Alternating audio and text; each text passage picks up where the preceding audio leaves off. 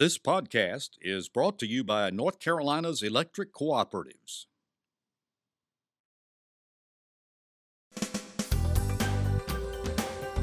This is NC Spin, an unrehearsed discussion on issues of interest to North Carolinians. Now, here is your moderator, Tom Campbell. Thank you for watching this week's NC Spin. We've got some timely topics for you, starting with a decision by a three-judge panel on Tuesday that ruled unconstitutional a law that took away power from our governor to appoint the State Board of Elections. And we'll ask what it means for this year's election. Early voting started Wednesday, and we take an early look at how many and who is turning out.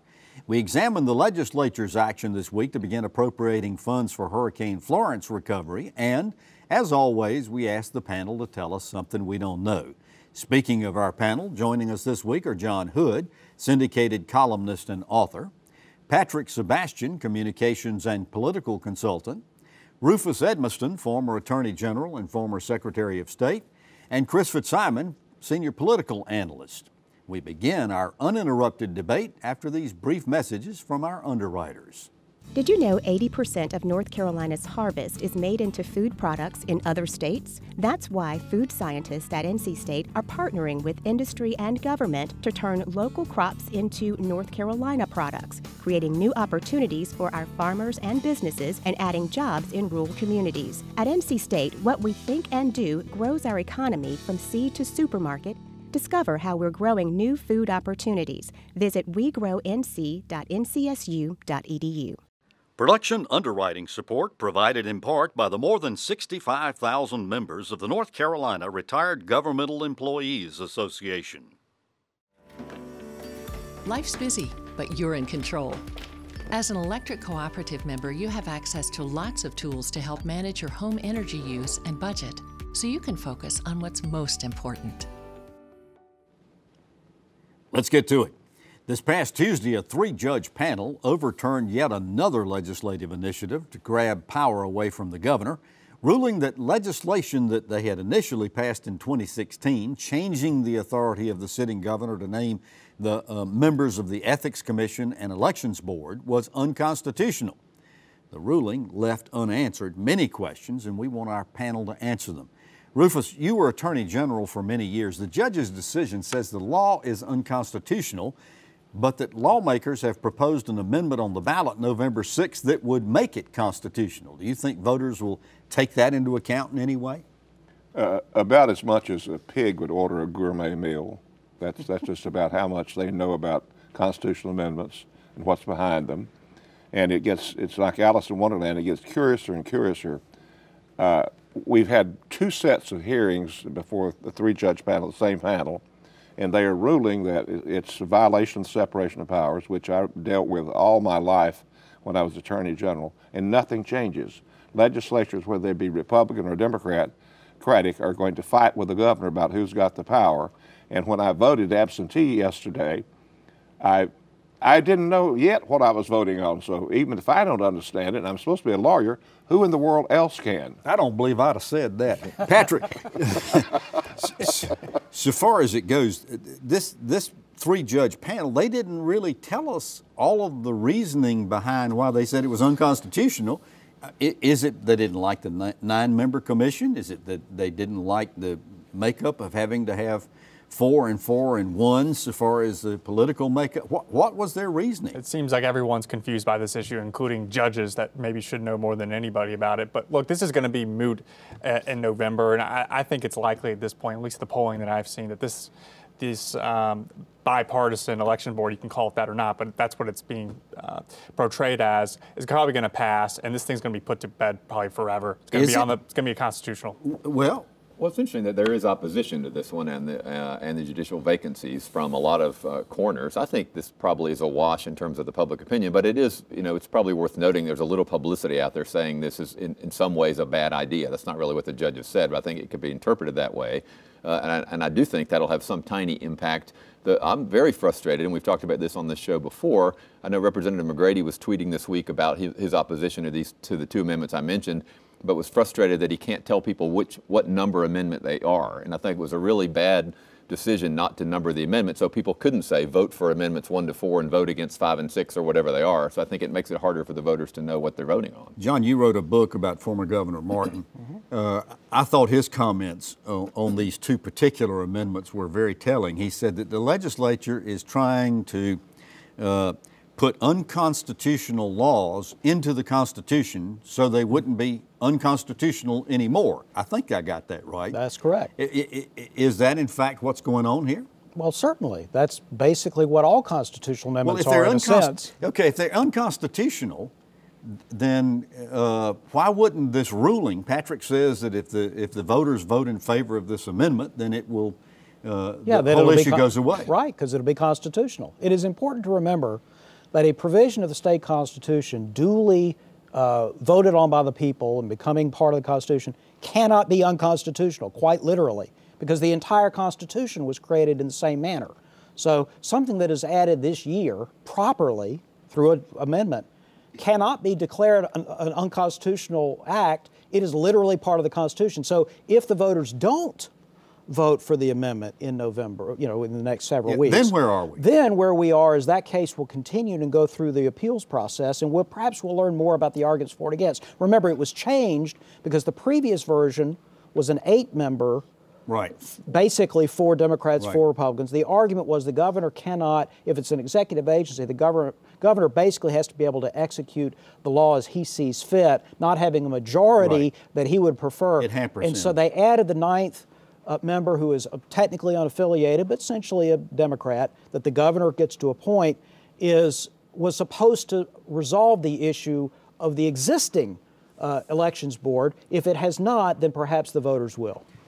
Chris, can our judges just not look at calendars? I mean, this is the second time we've had a ruling come out, one regarding redistricting, one regarding this particular thing, and they come out with a decision so close to the election that they say, well, we're just going to let what we got now stand. Right. Well, and that's all they can do. They still have to do their jobs. But couldn't they have issued this ruling earlier? Well, I don't know. This has been going through the courts for quite a while. I mean, this particular makeup of this new elections board was changed a couple times by the General Assembly, as John has mentioned. I think they're doing their jobs. It's also worth noting, of course, that this 3-judge panel was appointed by the Republican Chief Justice of the Supreme Court. This is not a partisan panel in any way. Tom, I want to point out that in 1914, the General Assembly of North Carolina put 10 amendments on the Constitution. They all failed, and it seems as though when you try to stack it up, pile it on, that the voters say, okay, something is up. How did you vote on those in 1914? I voted against the hunting and fishing. He was very young. He was very young at the time. Well, our lawmakers came back to Raleigh this week. The bipartisan cooperation regarding hurricane recovery was still somewhat, but not totally evident.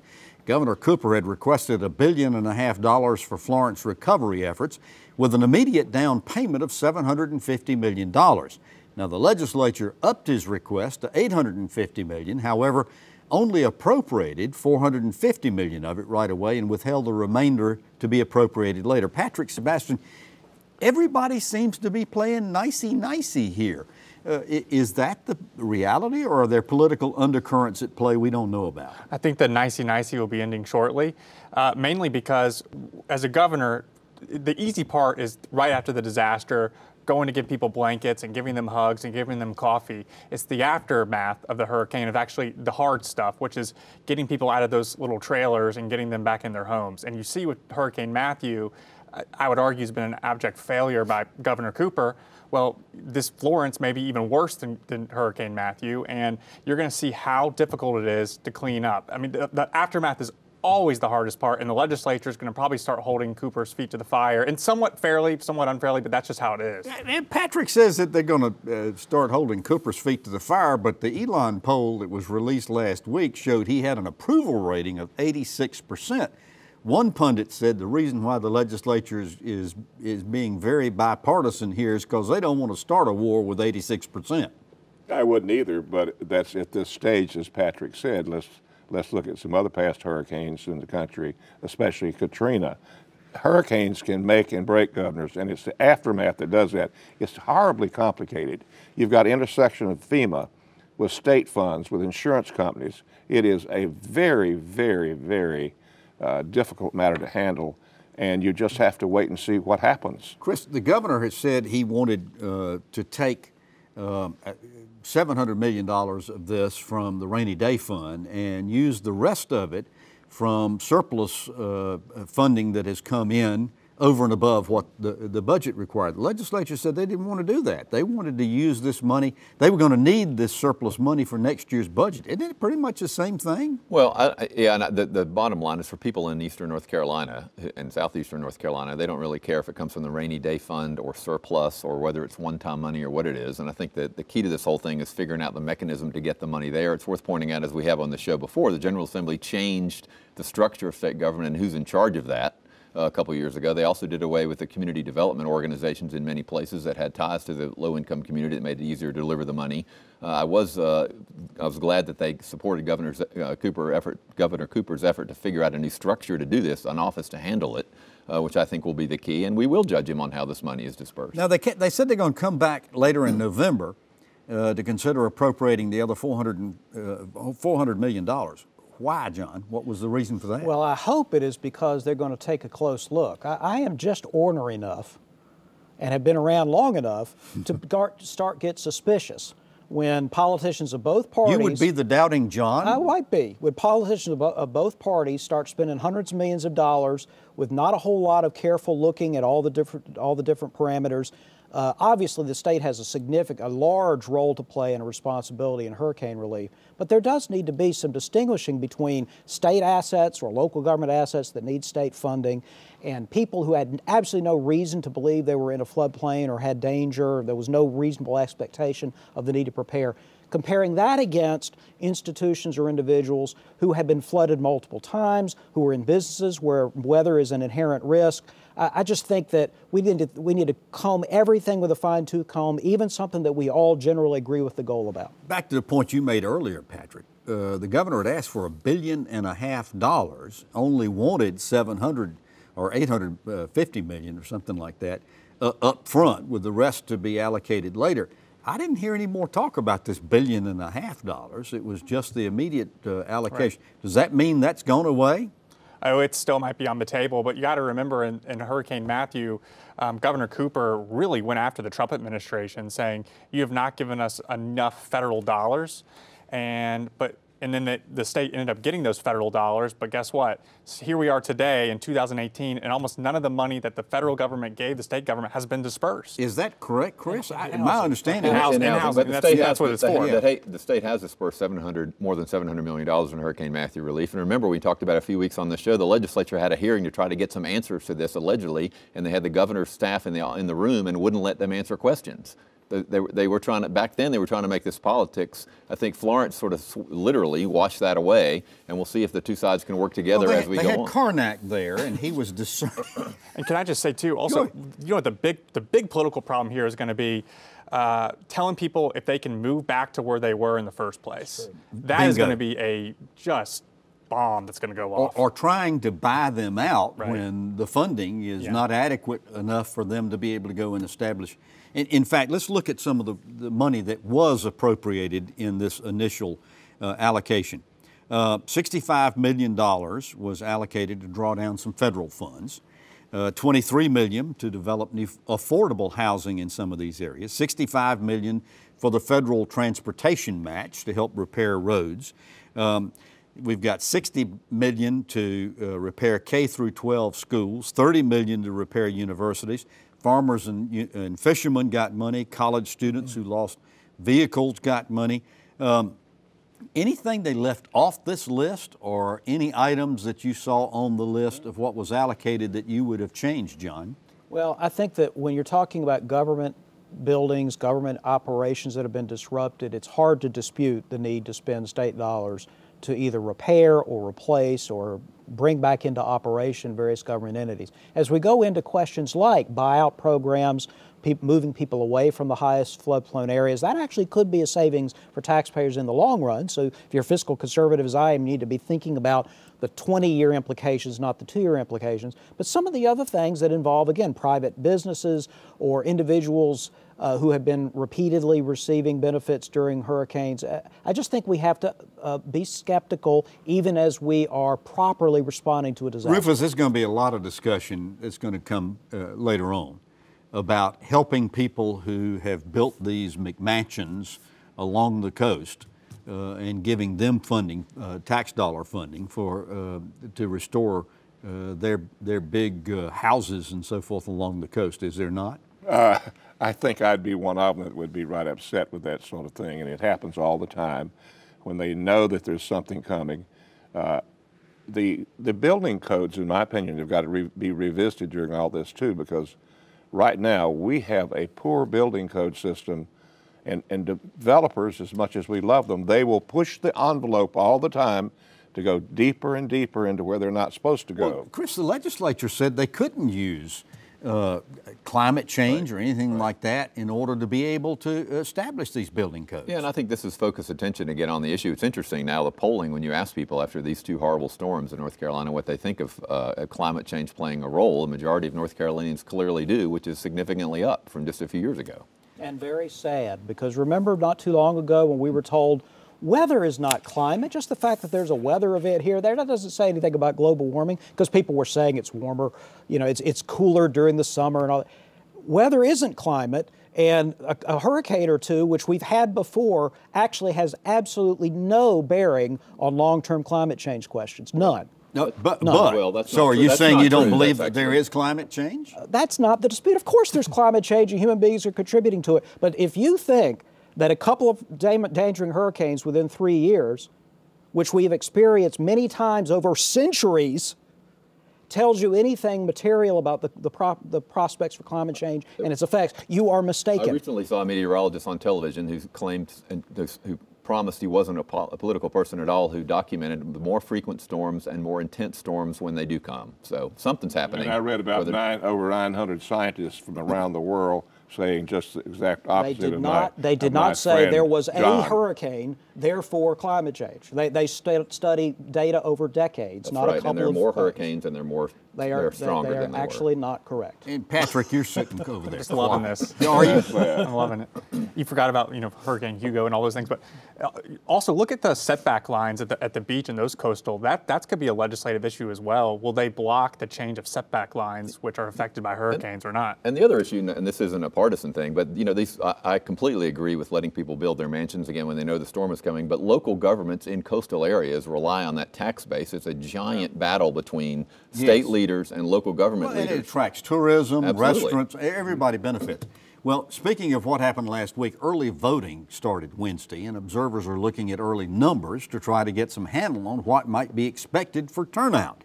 Last week we told you absentee ballots are coming in, and the Catawba College professor Michael Bitzer, who by the way is going to be on our show next week, is keeping count of how many ballots are being returned and which parties are represented.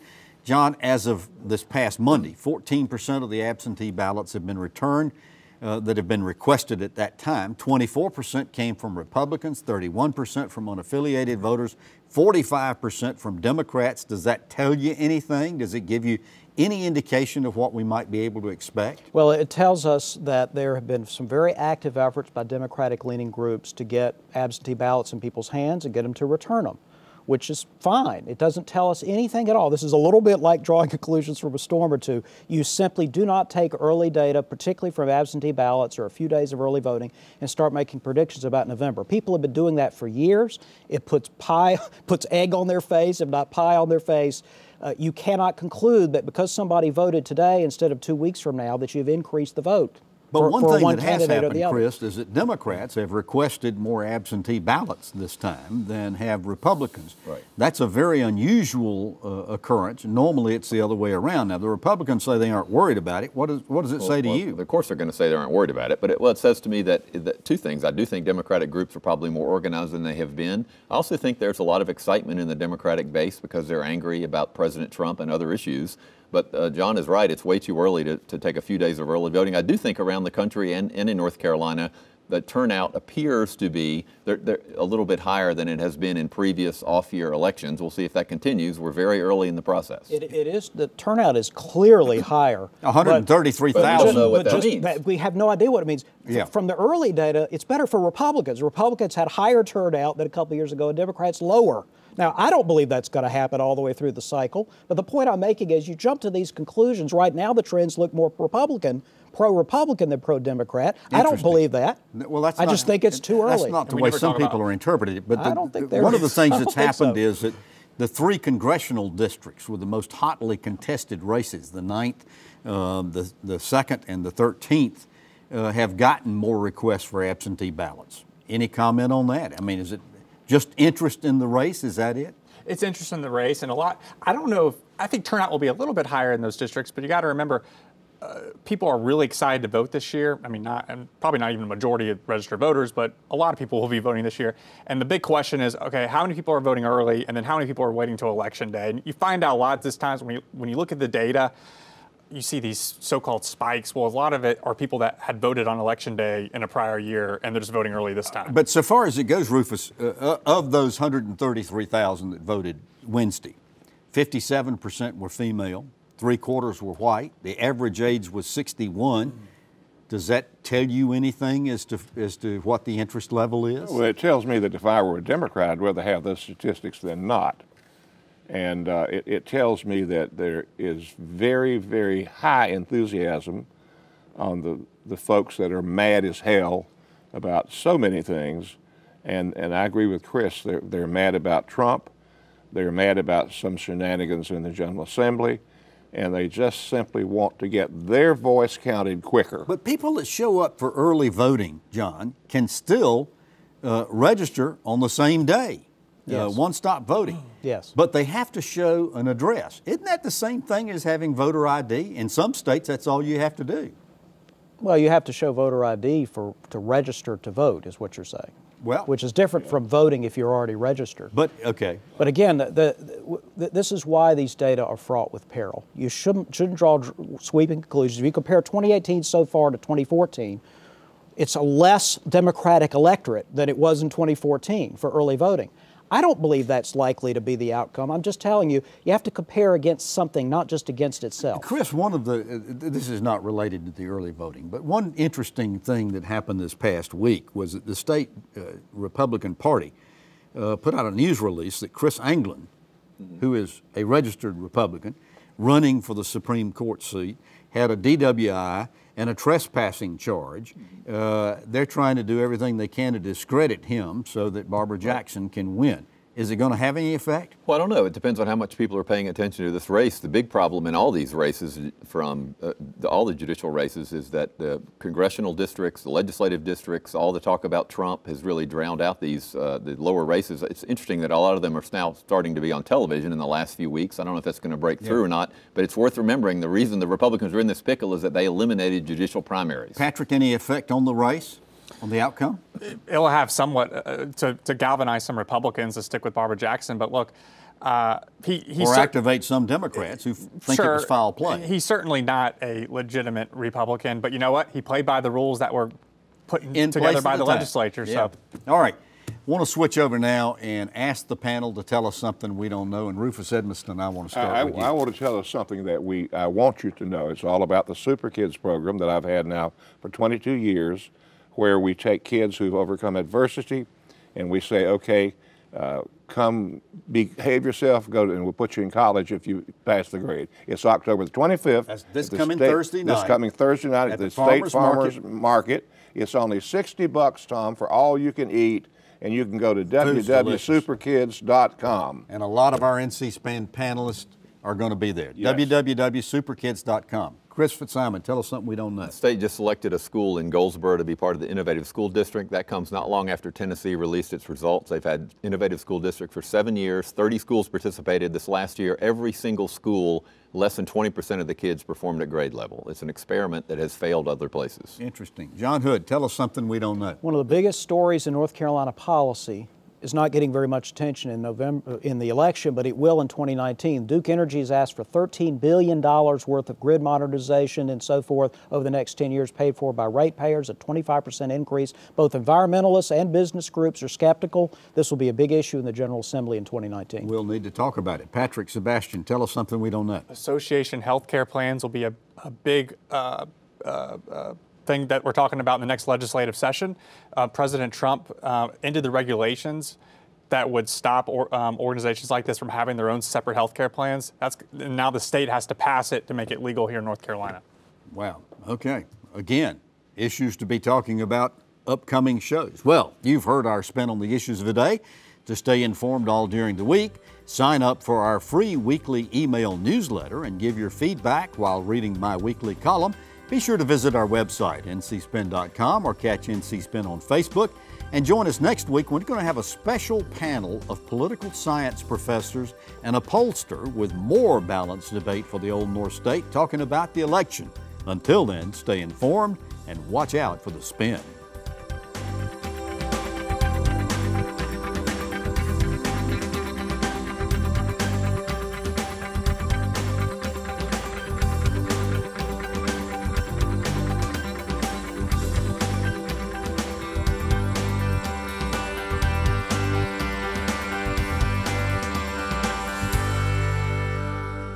Did you know 80% of North Carolina's harvest is made into food products in other states? That's why food scientists at NC State are partnering with industry and government to turn local crops into North Carolina products, creating new opportunities for our farmers and businesses and adding jobs in rural communities. At NC State, what we think and do grows our economy from seed to supermarket. Discover how we're growing new food opportunities. Visit wegrownc.ncsu.edu. Production underwriting support provided in part by the more than 65,000 members of the North Carolina Retired Governmental Employees Association. Life's busy, but you're in control. As an electric cooperative member, you have access to lots of tools to help manage your home energy use and budget, so you can focus on what's most important.